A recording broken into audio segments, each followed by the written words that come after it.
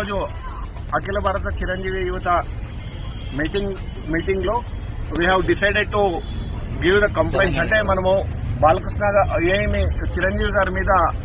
తప్పుడు స్టేట్మెంట్ చేశారో, అసభ్యంగా మాట్లాడారో దాన్ని ఖండిస్తూ all India Chiranjeevi fans association complaints ఇవ్వాలని డిసైడ్ చేసి ఈ రోజు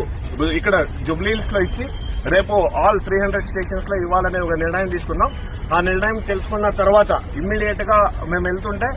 చిరంజీవి గారికి ఈ ఒక విచారం తెలుస్తూనే ఇమ్మీడియట్ గా చిరంజీవి గారు కాల్ చేసి ఇది మన సంస్కారం కాదు, ఇది మన కొద్దిది,